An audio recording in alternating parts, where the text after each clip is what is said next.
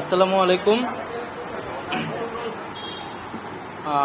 আজ দুপুর 1টার সময় আমাদের প্রধান উপদেষ্টা কার্যালয় যমুনাতে আমাদের উপদেষ্টা পরিষদের একটা অনানুষ্ঠানিক বৈঠক ছিল এবং এই বৈঠকে আমি আমার একটা ব্যক্তিগত বিষয়ে আলোচনা করেছি এবং আলোচনা সাপেক্ষে আমি প্রধান উপদেষ্টা বরাবর আমার পদত্যাগপত্র জমা দিয়েছি।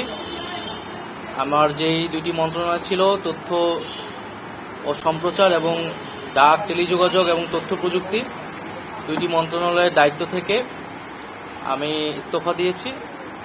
এছাড়াও এই জুলাই ফাউন্ডেশন, জুলাই শহীদ স্মৃতি ফাউন্ডেশন সহ সরকারের যেই সকল কমিটিতে আমি ছিলাম, এই সকল কমিটি থেকে আমি একই সাথে ইস্তফা আমার হচ্ছে। তো মূলত একটি গণ অভ্যুত্থানের প্রেক্ষিতে 8ই আগস্ট আমরা গণ অভ্যুত্থানের প্রতিনিধি হিসেবে প্রথমে 2 জন এবং পরবর্তীতে আরও 1 জন 3 জন অন্তর্বর্তী সরকারে দায়িত্ব নেই অন্যান্য উপদেষ্টাবৃন্দের সাথে।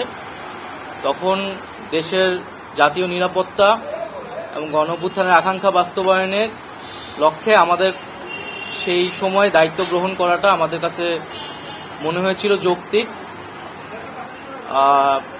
গত 6.5 মাসের প্রেক্ষিতে সরকার কাজ করছে, হয়তো আমরা আশানুরূপ ফলাফল এখনো পাইনি, কিন্তু আমার কাছে মনে হয়েছে যে সরকারের একটা স্ট্যাবিলিটিতে সরকার এসেছে এবং ব্যক্তিগতভাবে সরকারের বাইরে যে দেশের বর্তমান যে পরিস্থিতি, সেই পরিস্থিতিতে একটি রাজনৈতিক শক্তির উত্থানের জন্য আমার রাজপথে থাকা প্রয়োজন, ছাত্র জনতার কাতারে থাকা প্রয়োজন এবং আমরা যে গণতান্ত্রিক পরিবর্তনের আকাঙ্ক্ষা করি, সেই আকাঙ্ক্ষার জন্য এবং আমার যে গণ অভ্যুত্থানে যে ছাত্র জনতা অংশগ্রহণ করেছে সেই শক্তিকে সংহত করতে আমি মনে করেছি যে আমার সরকারের থেকে আমার সরকারের বাইরে রাজপথে আমার ভূমিকা বেশি হবে এবং আমার বাইরে যারা আমাদের সহযোদ্ধা রয়েছেন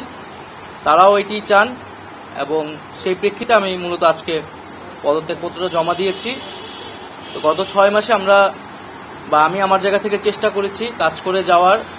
2টি মন্ত্রণালয়ের বাইরেও অনেক অতিরিক্ত দায়িত্ব আমাদের পালন করতে হয়েছে।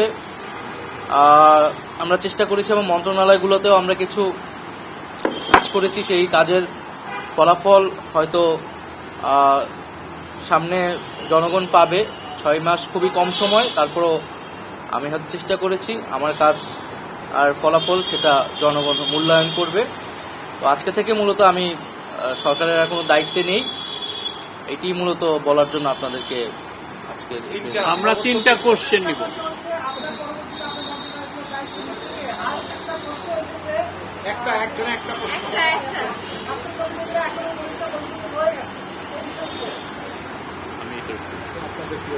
আমার পরে দায়িত্ব নিবে এটা আসলে ক্যাবিনেটে, পরবর্তীতে এটা ক্যাবিনেট ঠিক করবে, উপদেষ্টা পরিষদই ঠিক করবে। আর আমি আমার জায়গা থেকে মনে করেছি আমার বাইরের প্রয়োজন, বাট এখনো আমাদের গণ অভ্যুত্থানের আকাঙ্ক্ষা তো বাস্তবায়িত হয়নি। বিচার এবং সংস্কারের যে প্রতিশ্রুতি নিয়ে এই সরকার গঠিত হয়েছিল, ছাত্ররা এসেছিল, সেই প্রতিশ্রুতি পূরণে অন্য যে 2 জন রয়েছে তারা মনে করছে তাদের সরকারে এখনো দায়িত্ব রয়েছে, তারা এখনো সরকারে থেকেই জনগণকে সার্ভ করবে।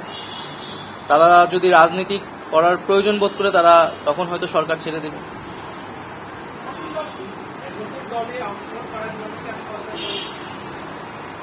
হ্যাঁ, নতুন যে রাজনৈতিক শক্তি এবং দল গঠন হচ্ছে, আমি সেখানে অংশগ্রহণ করতে আমার অভিপ্রায় আছে এবং জনগণের সাথে মিশে আবারও জনগণকে ঐক্যবদ্ধ করা এবং আমাদের যে গণ অভ্যুত্থান এর যে প্রতিশ্রুতি সেটা বাস্তবায়নে মাঠে থেকে কাজ করার লক্ষ্যেই আমি সরকার থেকে পদত্যাগ করছি।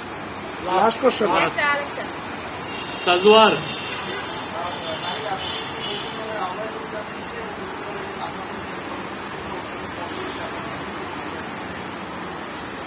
এটার জন্য আপনাদের দলটির যেদিন ঘোষণা 28 তারিখ, সেদিন পর্যন্ত অপেক্ষা করতে হবে, সেদিনই এটা জানা যাবে।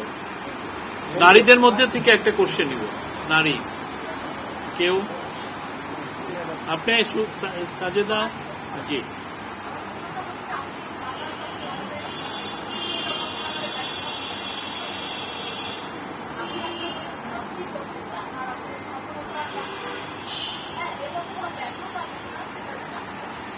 না, আমাদের তো অনেক সীমাবদ্ধতা ছিলই। আমরা সেই সীমাবদ্ধতাগুলো কাটানোর চেষ্টা করেছি সবসময়, এবং এখানে সীমাবদ্ধতা ছিল, আমলাতান্ত্রিক জটিলতা ছিল। আমরা এসে এই ব্যুরোক্রেসিকে যেভাবে পেয়েছি, এখানে পুলিশ যে তার আত্মবিশ্বাসের ঘাটতি হয়েছে আন্দোলনের পরে, এবং একই সাথে এখানে এই জুলাই গণহত্যাকারীদের, জুলাইয়ের যারা গণহত্যাকারী তাদেরকে গ্রেফতারের বিষয়টা, বিচারের বিষয়টা, সেই বিষয়ে আমাদের কিছু সীমাবদ্ধতা থাকা সত্ত্বেও আমরা কাজ করেছি। আমি জনপ্রশাসন কমিটির একটা দায়িত্বে 2 সপ্তাহের মতো ছিলাম। 2 সপ্তাহের মিটিংয়ে আমরা সিদ্ধান্ত নিয়েছি যে যারা 18 সালের ডিসি ছিল এবং দুর্নীতির সাথে জড়িত ছিল তাদেরকে সরানোর ব্যবস্থা, এরকম কিছু উদ্যোগ আমরা নিয়েছি। এবং আমি আশা করব যে অন্তর্বর্তীকালীন সরকার সামনের দিনগুলোতে জনগণের যে আকাঙ্ক্ষা, গণঅভ্যুত্থানের যে আকাঙ্ক্ষা, সেই আকাঙ্ক্ষা বাস্তবায়নে তারা সচেষ্ট হবে, এবং দেশের যে আইন শৃঙ্খলা পরিস্থিতি, সেই আইন শৃঙ্খলা পরিস্থিতি এবং দ্রব্যমূল্য নিরসনে তারা সফলতা দেখাতে পারবে। ধন্যবাদ।